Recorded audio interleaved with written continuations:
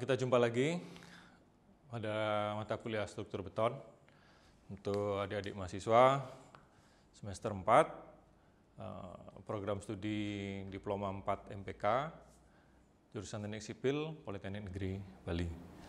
Jadi pada kesempatan kali ini saya akan melanjutkan mata kuliah kita, yaitu lebih tepatnya spesifik mengenai pembebanan. Khususnya nanti akan terkait pembebanan ini dengan tugas perencanaan yang harus kalian selesaikan. Nah, kemudian asumsi saya, kuliah saya yang sekarang ini sudah menyelesaikan bagian balok dan bagian plat lantai. Sehingga nanti bisa dilanjutkan dengan mengerjakan tugas, baru kemudian pada pertemuan berikutnya akan saya sampaikan materi kelanjutan, yaitu materi kolom maupun dan fondasinya.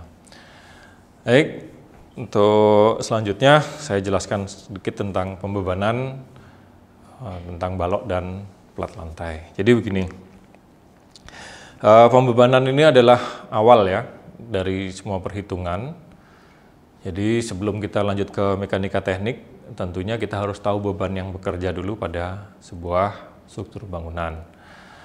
Nah, beban itu secara umum itu sebetulnya kan terbagi menjadi dua, yaitu beban mati dan beban hidup.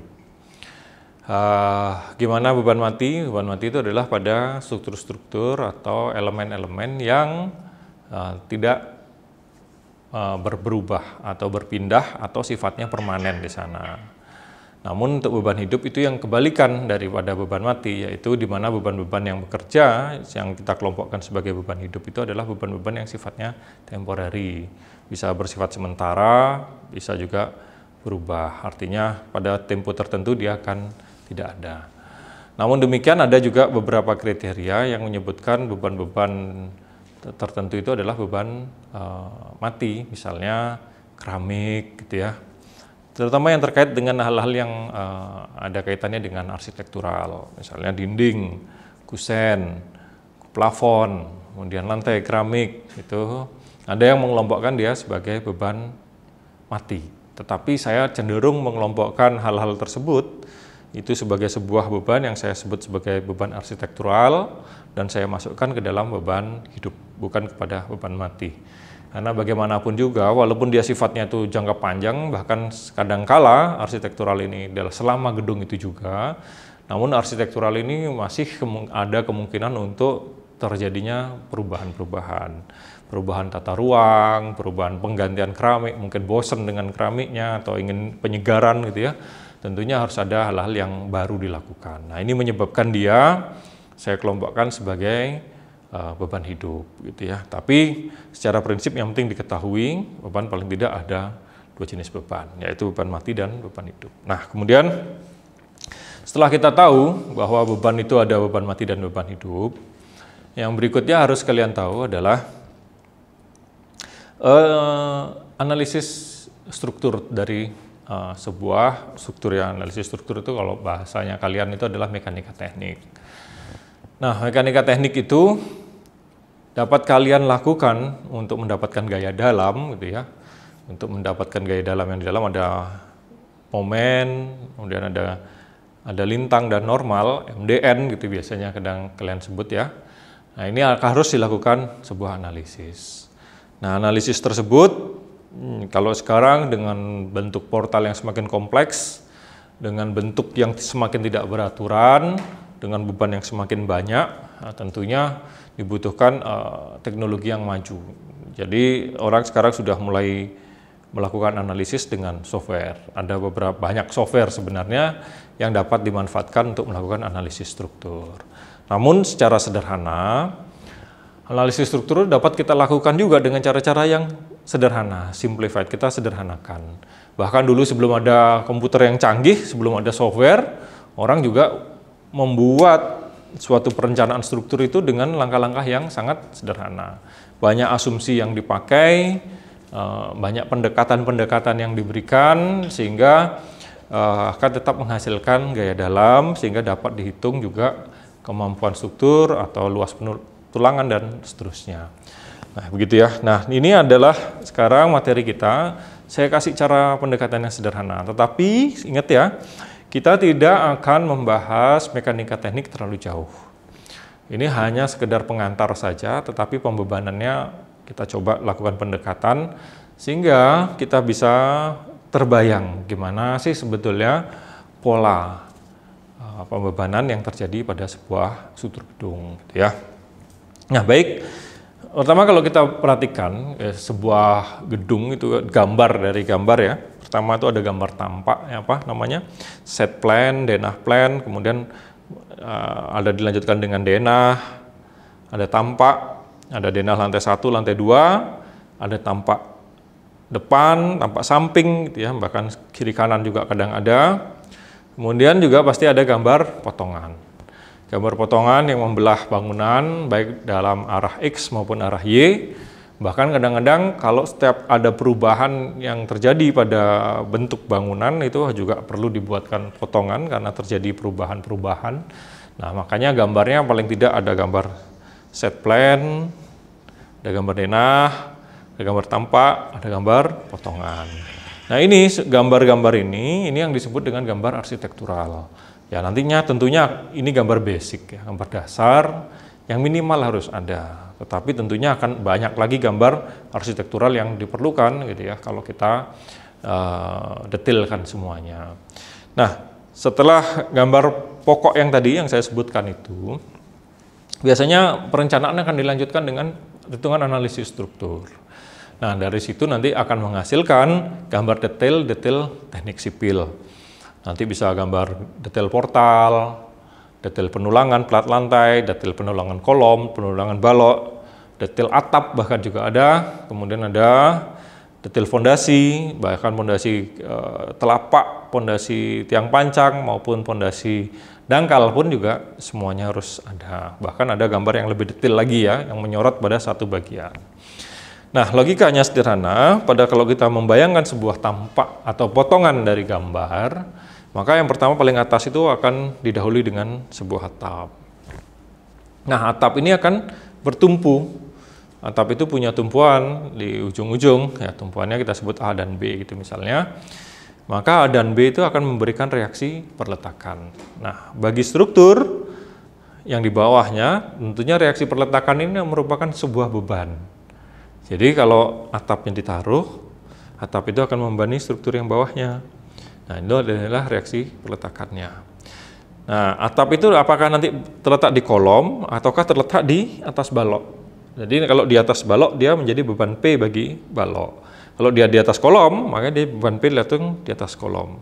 Nah, terus seperti itu. Lalu kolom lantai 2 akan dipikul oleh lantai 1. Nah, kemudian kolom lantai 1 selain memikul dari kolom lantai 2, maka dia akan memikul beratnya balok. Nah, balok yang ada di antara dua kolom. Nah, kemudian balok ini sendiri sebenarnya juga memikul beban yang berasal dari mana? Dari lantai. Jadi kalau kita balik sekarang, pertama tentunya di lantai 2 ya, khususnya di lantai 2. Maka kita berdiri di lantai 2, semua beban ada di lantai 2. Maka beban lantai 2 ini akan ditransfer kepada balok. Nah, bagi balok semua beban plat itu adalah beban luar. Apakah bentuknya beban merata atau apakah bentuknya beban terpusat ke bawah gravitasi ataukah dia ke samping. Nah, kemudian balok ini akan memberikan reaksi perletakan, kemudian menjadi beban bagi kolom. Nah, kolom akan diteruskan kepada pondasi. Nah, pondasi akan diteruskan kepada tanah dasar. Nah, itu logika sederhana untuk memikirkan pembebanan sebuah struktur bangunan lantai 2. Nah, sekarang kita lihat, coba bagaimana sih kita mentransfer beban lantai ini menuju ke beban balok. Nah, sekarang kita perhatikan di gambar di sini. Di gambar di sini saya tuliskan pembebanan balok dan plat lantai. Coba diperhatikan di sini. Ini sebetulnya ada sebuah portal ya, ada sebuah denah. Ini sebuah denah. Nah, skalanya nggak jelas ini, tapi yang pasti sudah ada. Ini kolom ya, yang saya kotak-kotak ini kolom. Nah, tentunya ada plat. Nah, kemudian ini ada balok anak. Ini yang disebut dengan balok anak. Selain yang putus-putus, yang gambarnya garis hitam yang tidak putus-putus itu balok induk. Maka di sini kita sebut dengan balok induk. Nah, pada portal ini terdapat sebuah lubang void. Bisa dipakai untuk tangga atau bisa dipakai untuk melihat ke bawah dan seterusnya. Yang penting yang pasti dia void di sana. Nah, kita lihat sekarang portal ini, denah ini, kita lihat beri jaraknya 4 meter 4 meter. Nah, ini kita sebut dengan portal yang lurus ini portal C, ini portal B, dan ini portal A. Ada yang menyebutnya sebagai as A, as B, as C. Ada juga yang menyebutnya sebagai grid. Jadi grid A, grid B, grid C, gitu ya. Nah, kemudian kita lihat juga arah yang ini, arah X-nya yang di bawah. Ini juga ada kolom semua. Kemudian dia memiliki jarak yang tidak sama. Ini saya buat ya, 2 meter, 4 meter, dan 3 meter. Nah, ini as 1, as 2, as 3, dan as 4. Jadi di sini juga punya nama. Di sini dibikin beda antara X dan Y. Kalau yang di X kita pakai angka, sedangkan yang di portal Y kita sebut dengan huruf ya, ABC. Sehingga kita bisa memberi nama portal-portal tersebut. Nah, sekarang kita perhatikan bahwa ini sebetulnya ada plat. Nah, ini plat ini sekarang kita lihat. Kalau ini saya sebut sebagai plat A, maka plat A itu akan dipikul oleh 4 balok. 1, 2, 3, dan 4. Kalau di sini kita sebut dengan plat B itu dari Jakarta ya. Nah, plat B ini juga dipikul oleh 4 buah balok. 1, 2, 3, dan 4. Tetapi balok ini sekarang kita lihat bahwa portal 1, nah ini portal 1, bebannya cuman ini saja. Nah, berbeda dengan portal 2. Nah, portal 2 ini bebannya dia ada yang berasal dari plat C, dia ada yang berasal dari plat D, dan dia ada yang berasal dari plat E, gitu ya. Kenapa ini D dan E menjadi terpisah, bukan menjadi satu seperti C? Ini karena adanya balok anak di sana yang membuat plat lantai itu kemudian menjadi dua bagian yang dianggap terpisah, gitu ya. Nah, oleh karena itu, tentunya portal 1 dan portal 2 memiliki pola pembebanan yang tidak sama. Otomatis di sini kalau dilihat dari gambar ini saja, maka portal 2 ini akan memiliki beban yang lebih besar daripada portal nomor 1. Nah, sekarang kita lihat pada gambar potongan ya. Ini kalau saya sebut sebagai gambar detail portal atau gambar potongan. Ya, kalau potongan itu harusnya lebih detail ya. Kalau ada jendela, kelihatan jendelanya. Kalau ada pintu ya terlihat gambar pintunya. Tetapi ini sekarang sudah kita anggap sebagai sebuah portal gitu saja ya, walaupun saya potong dia. Nah, sekarang kalau kita lihat portal 1, ini portal 1, maka portal 1 sebenarnya dia hanya menerima 2 buah beban trapesium. Nah, trapesium yang berasal dari plat A dan plat B, gitu ya. Nah, jadi ini portalnya ini A, B, dan C, jaraknya 4 meter dan 4 meter. Nah, ini yang disebut dengan lantai, yang berasal dari B. Ini yang berasal dari A. Nah, itu. Sehingga kita punya 2 buah trapesium. Tetapi portal 2, tadi kita sepakat di sini ada bagian yang merah, maka portal 2 itu akan jadi beban begini. Ini kenapa saya paksa tulis di bawah ini ya, supaya kalian bisa melihat adanya sebuah perbedaan antara portal 1 dengan portal 2. Sekarang, jika dilihat, maka portal 2 ini yang pertama dia akan menerima B di sini. Kemudian yang di sini dia berasal dari plat C. Nah, kemudian yang di sini dia akan berasal dari plat A. Nah, sedangkan ini adalah plat D. Dan ini plat E. Terus dia sini juga akan memiliki tambahan P. Akibat apa? Akibat adanya balok anak. Kenapa jadi P? Ya, karena balok anak itu tentunya punya peletakan. Reaksi peletakan dari balok anak itu akan menjadi beban P atau beban terpusat bagi baloknya. Nah, ini adalah pola-pola pembebanan yang harus kita ngerti. Nah, ini baru pembebanannya yang berasal dari plat lantai. Bagaimana dengan beban yang lain? Nah, ini. Jadi beban yang lain itu kita dapat tambahkan dari portal ini. Sebenarnya portal ini juga menerima beban dari samping ya. Jadi ada beban seperti ini. Beban apa saja? Beban gempa dan beban angin. Nah, gitu ya. Kalau beban gempa, ya coba anginnya saya kasih warna biru gitu ya.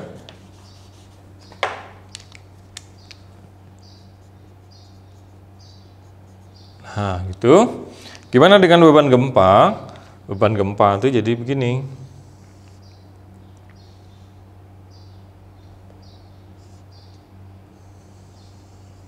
Nah, gitu ya. Ini bebannya. Ini di lantai. Jadi semakin atas itu dia semakin besar bebannya. Dengan beban angin bagaimana? Sama saja. Beban angin juga demikian. Cuman beban angin itu bentuknya seperti ini ya. Jadi dia juga menerima beban angin. Ini menjadi beban horizontal.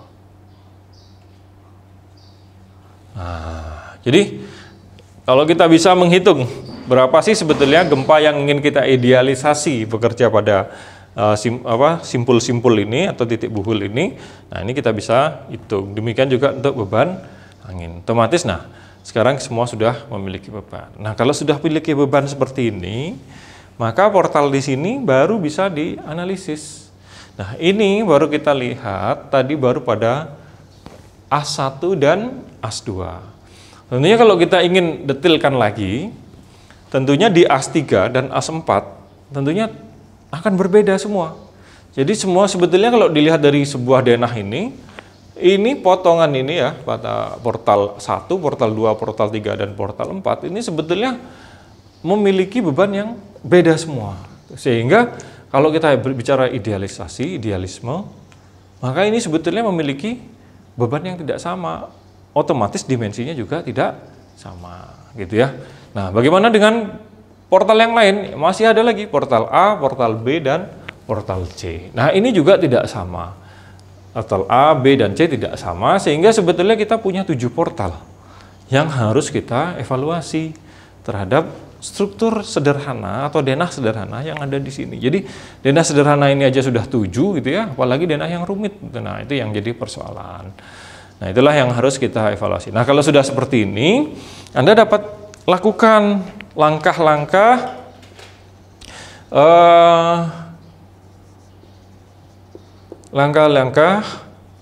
analisis struktur. Nah, jadi kalau Anda pakai computerized, maka ini pakai software. Software apa yang biasanya yang umum orang pakai? Orang pakai SAP, orang pakai Etap, orang pakai yang lain juga masih ada ya. Masih banyak lah yang bisa digunakan untuk menghitung. Ada microfib juga, ya nggak usah ditulis lah, karena banyak ya, saking banyaknya ini dan lain-lain aja ya. Nah, kalau kalian mau hitung manual, maka kalian juga diajarkan metodenya apa? Ini manual, metodenya cross, Takabea, Canning, dan lain-lain. Nah, bahkan saking ini kan cross ini sebuah satu kesatuan portal gitu ya. Anda juga bisa lakukan manual juga yang melepas setiap elemen.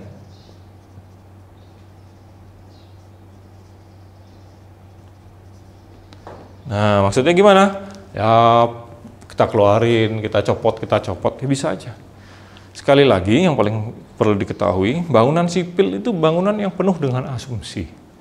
Nggak ada yang seperti nggak ada yang fix gitu ya. Semuanya asumsi. Asumsinya ini, asumsinya itu, asumsi jepit, asumsi sendi, dan seterusnya. Maka ini juga kita bisa pakai segala macam asumsi yang dipakai. Cuman sekarang semakin canggih, tentunya pakai komputerized hasilnya juga semakin bagus. cenderung dia kalau kita lihat dari yang elemen tersendiri cross dan ini akan menghasilkan dimensi-dimensi yang lebih kecil. Yang paling besar tentunya pakai yang paling bawah ini, kita akan dapatkan dimensi yang paling besar. Kemudian lebih kecil lagi kalau kita bisa menggunakan cross atau TKB dan seterusnya. Lebih kecil lagi kalau kita sudah bisa computerize, apalagi kita sudah bisa melakukan analisis 2 dimensi. Nah, sekarang yang paling penting, saya anggap kalian akan menghitung itu dengan ini. Saya menganggap Anda cross. Nah, kalau kita mau lakukan cross, maka beban yang biru ini kalian tidak akan bisa hitung. Maka kalian harus melakukan idealisasi, yang biru ini jadi yang merah. Nah, jadi yang merah ini. Jadi bebannya sekarang jadi beban merata, bukan lagi beban trapesium, gitu ya. Jadi dia harus bisa menjadi beban yang rata ini. Nah, ini harus kalian rubah. Nah, rubahnya gampang, mengubah itu. Jadi kalau kita punya luas, kalau trapesium, kalau A dari trapesium itu, ini kalau A, B, dan C, tingginya C, maka adalah A plus B dibagi 2 dikalikan dengan C. Maka ini harus ditransfer. Nah, menjadi apa? Menjadi A segi 4. Di mana segi 4 itu adalah ini anggap panjang kali lebar gitu misalnya. Maka ini adalah A-nya adalah P dikalikan L. Maka kalau kita lihat A trapesium sama dengan A itu ya. Maka di sini ada, ini pasti sudah ketahuan. Kalau di sini L-nya pasti ketahuan. Maka A trapesium sama dengan P dikalikan dengan L. Sedangkan yang diketahui apa yang diketahui? Ini nilainya udah ketahuan. Ini pindah ke sini. Nah, ini apa kita sebut dengan P atau panjang. Atau kita, maka P-nya ini ketahuan. Ini adalah P. Maka yang kita tidak tahu ini adalah tingginya. Di sini kalau di sini sudah terlanjur pakai L ya, maka ini yang kita cari. Sebetulnya ini berapa sih? Tanda tanya. Makanya di sini sekarang kita keluarkan persamaannya. L sama dengan gitu ya. Maka luas trapesium dibagi dengan P. Dengan demikian kita sudah punya tinggi dari beban ini. Gitu ya. Nah, kalau sudah pakai itu udah sama tingginya, itu berarti sudah kita konversi dia menjadi beban yang kecil. Bagaimana dengan beban portal yang di bawah sini? Nah, beban yang ada di bawah sini ini juga dengan pola yang sama seperti ini. Kalau di sini berarti bebannya adalah segitiga ditambah trapesium. 2 segitiga ditambah trapesium ditambah dengan P. Maka ini samakan menjadi beban yang lurus semuanya. Jadi nanti di sini dia akan berubah ya. Misalnya kalau untuk yang di sini A-nya berarti A sama dengan trapesium plus segitiga. Kalau yang di sini A-nya sama dengan trapesium ditambah segitiga tambah dengan segitiga. Nah, kemudian ini harus disamakan dengan A tak. Ini disamakan dengan A tak. Dengan pola cara seperti ini, maka kita akan dapatkan sebuah beban merata yang akan membebani portal itu. Gitu ya. Jadi sudah jelas sekarang gimana caranya kalian merubah semua beban. Nah, sekarang kita coba menghitung. Ini tadi sebuah template ya atau cara. Sekarang baru kita coba detailkan kepada angka. Pada angka supaya lebih mudah supaya akselerasi untuk mengertinya lebih cepat gitu ya. Nah, sekarang kita coba untuk mendetailkan pembebanan yang terjadi pada balok ya, yang berasal dari plat dan baloknya sendiri. Ada beban mati dan beban hidup. Nah, sekarang kita lihat ini adalah beban berfaktor. Beban berfaktor itu beban ultimate, QU, U itu ultimate, tetapi di sini sudah ada faktor 1,2 dan 1,6. Jadi dia ultimate beban berfaktornya menjadi 1,2 beban mati ditambah 1,6 beban hidup. Nah, ini satuannya adalah kilogram per meter bentang dari baloknya, gitu ya. Nah, ini sebetulnya hanya salah satu dari kombinasi beban yang ada di SNI. Sebenarnya kalau kalian buka SNI dan kemudian lihat atau searching di Google saja gitu, misalkan Anda lihat beban berfaktor gitu, kombinasi beban gitu ya, maka akan ada 5 sampai dengan 7. Bahkan bisa banyak sekali ada kombinasi beban, ada kombinasi karena dia bebannya berasal dari beban luar ya. Ada beban mati, beban hidup. Beban mati itu berat sendiri. Nah, kemudian beban hidupnya bermacam-macam, ada gempa, ada beban angin, ada beban air, bahkan ada beban mati sendiri itu ya. Nah, inilah kombinasi yang harus kalian ketahui. Nah, di dalam kasus yang kita ingin bahas, dead load-nya itu ada 2, yaitu berat sendiri plat lantai dan berat sendiri balok. Nah, karena apa ada 2? Karena kita akan membahas balok, di mana balok tadi mekanismenya adalah bebannya berasal dari plat lantai. Nah, kalau kita menghitung plat lantainya, maka bebannya hanya 1. Beban yang nomor 2 ini tidak perlu diisi, hanya mencari berat sendiri plat lantai, itu ya. Nah, bagaimana dengan beban hidup? Beban hidup atau life load itu ada, kalau saya kelompokkan, ada beban fungsi, beban arsitek, MEP, air, dan yang lain-lain ini ya bebas lah, apa aja boleh gitu ya. Nah, nanti kita lihat detailnya lagi ya. Nah, sekarang kita lanjutkan, kita coba untuk menghitung dead load-nya. Dead load-nya berapa? Dead load itu berasal dari berat sendiri dari balok. Sekarang kita lihat, nah ini ya, mekanisme baloknya. Nah, balok ini ada 3 beban yang dipikul sama dia. Balok AB ya. Balok AB. Yang pertama yang hitam ini, dia adalah memikul beratnya sendiri. Jadi dia harus memikul berat sendiri. Seperti badan kita ini sebetulnya. Berat kita itu berapa? Itu berat sendiri namanya ya. Nah, kemudian dia akan memikul berat yang merah. Berat yang merah itu apa? Yaitu berat lantai. Nah, kemudian dia akan memikul yang biru, yaitu beban hidupnya, life load dari plat lantai. Karena fungsinya kantor gitu, misalkan meja, kursi, orang yang bekerja, rak, buku, komputer, semuanya itu kan bebannya ada ditaruh di lantai, bukan ditaruh di balok. Oleh karena itu beban hidupnya adanya di lantai. Maka di lantai itu juga membebani semua. Jadi beban hidup lantai tambah beban mati lantai akan membebani balok gitu ya. Sehingga sekarang balok itu ada 3 komponen. Nah, ini yang kita coba hitung. Nah, bagaimana kita menghitung? Nah, ini perlu dihitung ya. Untuk berat volume beton bertulang itu 2400. Kalau beton saja 2200. Nah, jadi tulangannya sendiri diasumsikan memiliki berat di dalam 1 kubik itu 200 kg gitu ya. Nah, sekarang kita perhatikan. Kita coba hitung yang pertama, key dead load untuk balok AB. Nah, asumsi, nah ini dimensi. Nah, dimensi balok AB itu adalah B dikalikan dengan H. Maka berat volumenya, berat dead load-nya menjadi berat volume dikalikan B dikalikan dengan H, dikalikan dengan dimensi penampang, bukan dikalikan dengan panjangnya. Itu bentang karena Q itu dalam satuan panjang, dalam satuan bentang panjangnya dia. Oleh karena itu sekarang dikalikan dengan penampang. Maka 2400 kali, misalnya ini segini ya, jadi ini adalah asumsi. Asumsi penampang balok A, B, jadi gitu ya.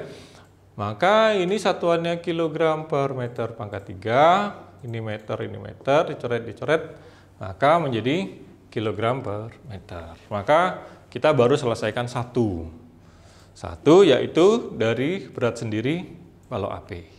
Nah, yang berikutnya kita hitung lagi berat sendiri plat lantai, beban sebagai beban mati.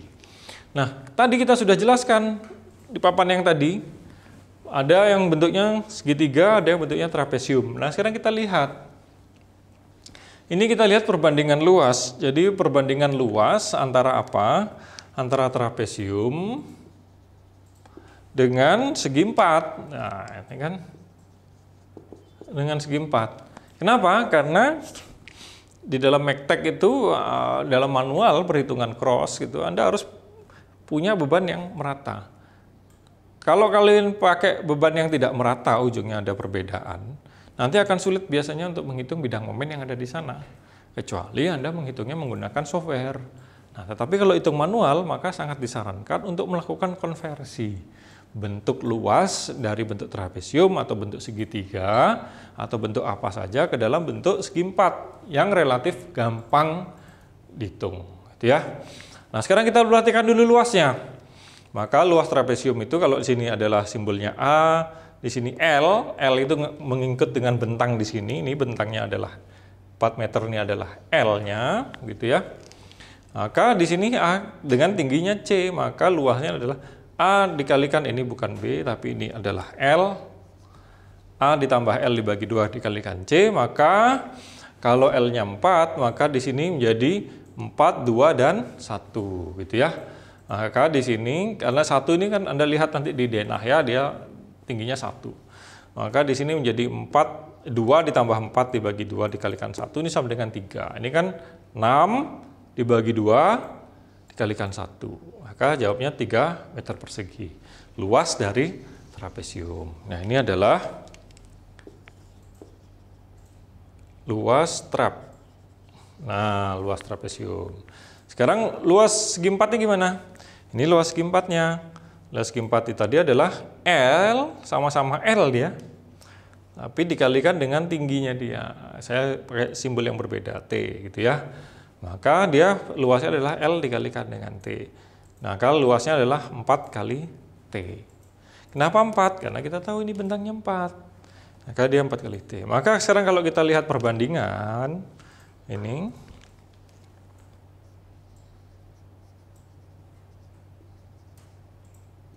nah, trapesium dibandingkan dengan segi 4, maka trapesium itu luasnya 3, ini tadi ini 3, dibagi dengan sama dengan 4T. Maka T-nya ini, kan kita tanya ini tadi, ini yang kita tidak tahu.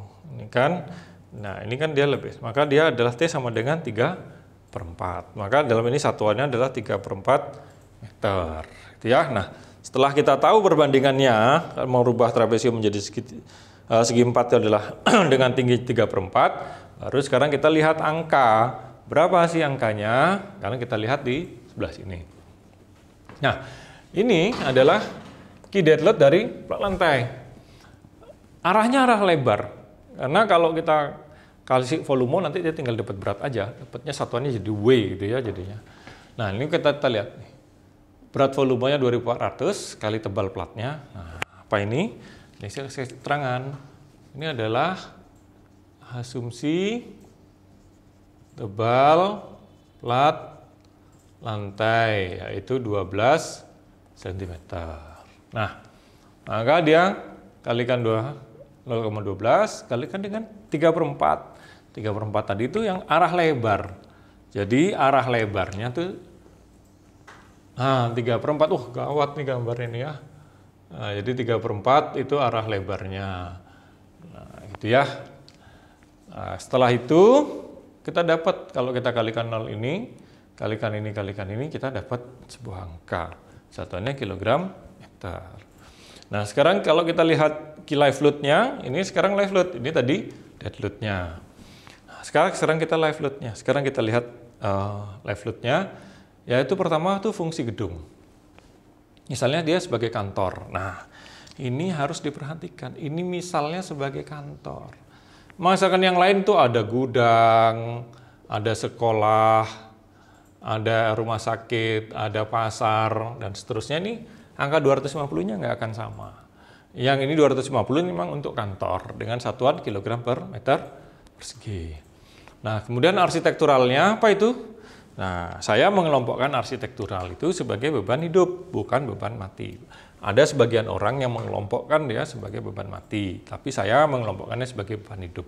Kenapa? Karena suatu hari bisa aja orang melakukan renovasi terhadap gedung itu, mengganti keramiknya, merubah denah gedungnya, tapi biasanya kan nggak ngerubah struktur. Maka beban arsitektural itu saya kelompokkan sebagai beban hidup. Nah, sini dilihat arsitek itu ada keramik, ada dinding, ada plafon, dan lain-lain ya. Nah, saya anggap 200 kg per meter persegi. Ini saya anggap. Berarti sebetulnya kalian ini punya ini beban ini berapa, ini berapa, ini berapa. Itu ada. Cuman harus dicari gitu ya di dalam peraturan pembebanan Indonesia. Nah, jadi itu tugas kalian. Saya sih kumpulkan aja anggap 200. Nah, kemudian MEP. Lihat yang ketiga tuh MEP. Apa MEP? Mechanical, Electrical, Plumbing. Nah, itu apa saja yang kelompok mekanikal? Itu semua mesin-mesin yang ada di sana. Misalkan ada AC. Ada mesin-mesin yang lain ya, saya nggak tahu mesin apa aja yang diperlukan di sebuah gedung ya. Tapi paling tidak itu harus tetap kamu perhatikan tergantung dari fungsi gedungnya. Jangan-jangan masih ada lift, ada mesin lift, ada eskalator, maka ada mesin eskalatornya. Nah, tentunya kalau nggak ada mesin-mesin itu ya liftnya nggak naik, eskalatornya juga nggak jalan. Oleh karena itu ada mesin-mesin yang dibebankan kepada struktur biasanya. Nah, itulah harus dihitung. Nah, kemudian ada electrical. Electrical itu ya lampu, sound system, kabel-kabelnya, itu bisa dikelompokkan kepada electrical. Jadi semua yang terkait sama electrical lah kita masukkan ke sana. Kemudian plumbing. Plumbing ini apa? Plumbing ini adalah bagian perpipaan. Biasanya ada pipa air kotor, pipa air bersih. Ngomong pipa air bersih aja ada dua ya. Pipa air bersih itu air hangat, air panas, dan air dingin. Kemudian air kotornya banyak. Air hujan, air yang berasal dari kloset, air yang berasal dari floor drain, air yang berasal dari wastafel. Nah, itu bisa dipisah-pisahin. Maka dia menjadi banyak. Nah, ini saya anggap 100 kg per meter persegi.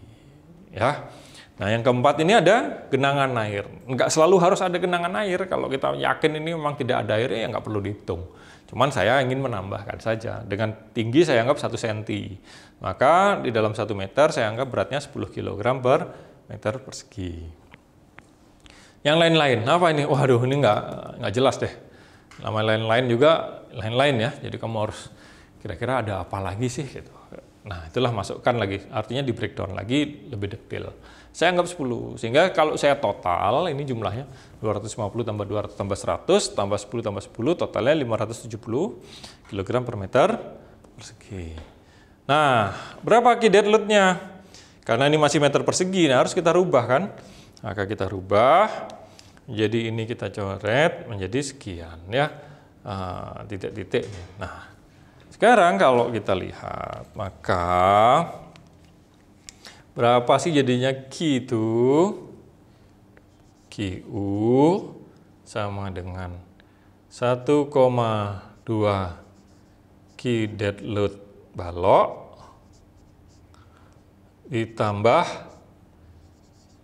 key dead load plat lantai. Ya. Kemudian ditambah dengan 1,6 key live load. Key live load. Nah, inilah dia jumlahnya. Maka sekarang yang mana saja? Key live load tentunya yang ini ya. Jadi di sini. Nah, jadi itu.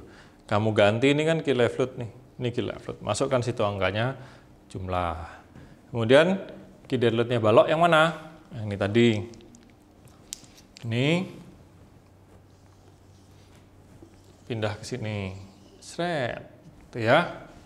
Dan yang terakhir ini dari sini. Nah, itu. Setelah kamu tambahkan ini semua, baru kamu mendapat sebuah nilai QU. Nah, QU itu terapkan di dalam portalnya.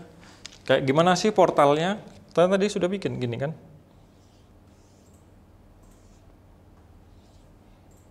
Nah, gini kan portalnya. Nah, sekarang pembebanannya seperti apa? Sekarang pembebanannya sudah rata. Nah, itu semua. Inilah QU. Nah, sekarang Anda sudah bisa hitung dengan metode cross untuk mendapatkan gaya dalam pada balok lantai 2. Ini untuk mendapatkan gaya dalam balok AB, gitu ya. Nah, inilah dia caranya, sehingga kalian harus coba cara ini tadi pada tugas kalian dan aplikasikan langsung dengan angka-angkanya. Oke, selamat bekerja ya, dilanjutkan hitungannya.